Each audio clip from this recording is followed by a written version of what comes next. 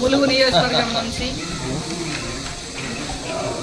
మా కౌశిక్ రెడ్డి మీద కానీ హరీష్ రావు మీద కానీ నిన్న అక్రమ హౌస్ అరెస్టులు, ఈరోజు జరిగిన అక్రమ హౌస్ అరెస్టులు ఖండిస్తూ మేము బయలుదేరినాం.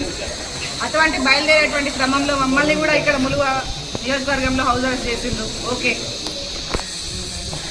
కానీ ఈ రాష్ట్రంలో నిన్న మొదటి నుంచి మీరందరూ చూస్తూనే ఉన్నారు, మీడియా మిత్రులందరూ కూడా.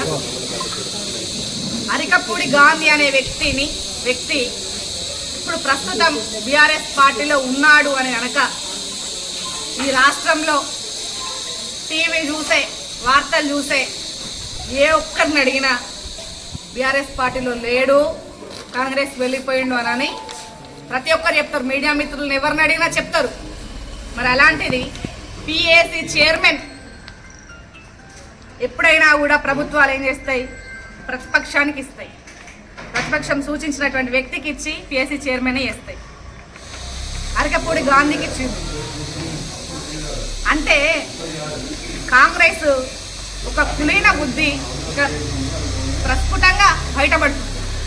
మరి ఇలాంటి తరుణంలో మా నాయకుడు అడిగిండు, బీఆర్ఎస్లో గెలిచి కాంగ్రెస్కి వెళ్ళినటువంటి నాయకులు, ఎమ్మెల్యేలు ఎవరైతే ఉన్నారో వాళ్ళందరినీ కూడా అడిగిండు, మీరు రాజీనామా చేసి మళ్ళీ నిలబడండి, గెలుస్తారా చూద్దాం, లేకపోతే చీరలు కట్టుకోండి అని చెప్పేసిండు క్లియర్గా.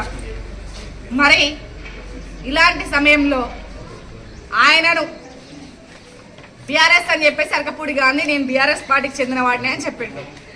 చెప్పినటువంటి సందర్భంలో మా పార్టీ నుంచి మేమందరం వస్తున్నాం, నీ ఇంటి మీద బీఆర్ఎస్ జెండా ఎగరాలి, నీ మెడల బీఆర్ఎస్ కండుగ ఉండాలని చెప్పేసి కౌశిక్ రెడ్డి గారు మాట్లాడడం జరిగింది. మాట్లాడినటువంటి తరుణంలో హౌస్ అరెస్ట్ కౌశిక్ రెడ్డి గారిని చేస్తారు పోలీసులు ఉండగానే అరికపూడి గాంధీ అనే వ్యక్తి వెంటనే వచ్చి రౌడీ మూకల్ని, కాంగ్రెస్ రౌడీ మూకల్ని పట్టుకొని, గూండాలను పట్టుకొని వచ్చి కౌశిక్ రెడ్డి మీద దాడి చేసి హత్యాయత్నానికి పాల్పడ్డారు. అంటే ఇక్కడ మనం ఏమర్థం చేసుకోవాలి? పోలీసుల సమక్షంలోనే ఒక ఎమ్మెల్యేకి ఇబ్బంది జరిగినప్పుడు అసలు ప్రజలను వీళ్ళేం రక్షిస్తారు? అంటే పోలీసులు వచ్చి పట్టుకొని ఉంటే వాళ్ళు వచ్చి కొట్టిపోతారా?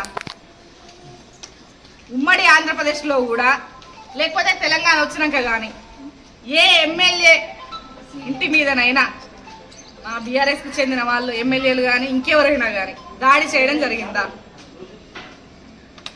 తెలంగాణను ఎటు తీసుకుపోదాం అనుకుంటున్నారు? గూండాయిజానికి, రౌడీయిజానికి దారి వేస్తున్నారా? ఎందుకు ఇట్లా చేస్తా ఉన్నారు?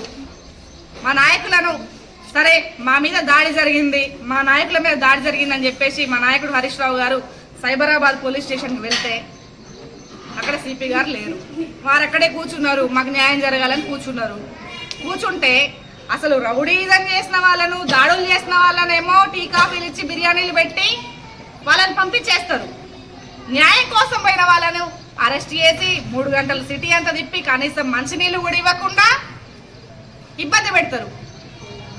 అంటే ఎటు పోతుంది? ఎవరు కాపాడాలి మమ్మల్ని? మీరు కాకపోతే ఇంకెవరు కాపాడతారు? పోలీసులే కదా మమ్మల్ని కాపాడాలి, పోలీసులే కదా మాకు న్యాయం చేయాలి. మరి ఇలాంటి పరిస్థితులలో ప్రజలారా ఒక్కటే అర్థం చేసుకోండి, ఇది రౌడీల రాజ్యం, గూండాల రాజ్యం, మాఫియాల రాజ్యం. పోలీసులు కూడా ఏం చేయలేకపోతున్నారు. బీఆర్ఎస్ పార్టీ ప్రజలను కాపాడుతుంది, వేరే ఎవ్వరు కూడా ప్రజలను కాపాడడానికి వాళ్ళు సిద్ధంగా లేరు. ఇక్కడ శాంతి భద్రతలను అడ్డుకుంటున్నది సీఎంఏ, స్వయంగా సీఎంఏ అడ్డుకుంటున్నాడు. సీఎం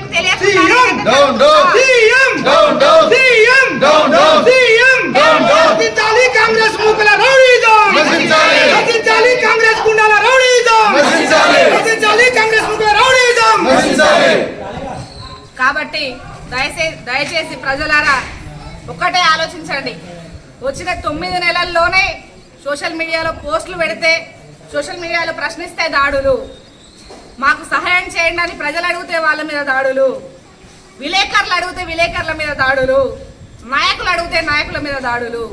అంటే గత 10 ఏళ్లలో ఎన్నడైనా ఎవరి మీదనైనా దాడి చేయడం చూసారా?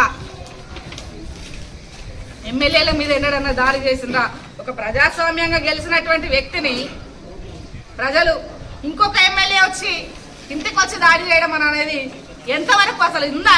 ఇలాంటి సంస్కృతి మన తెలంగాణలో ఉందా? దయచేసి ఇట్లాంటి రాజకీయాలు మానుకోవాలి. సిగ్గు ఇది. రౌడీ మూకల రాజ్యం, రౌడీ మూకల రాజ్యం.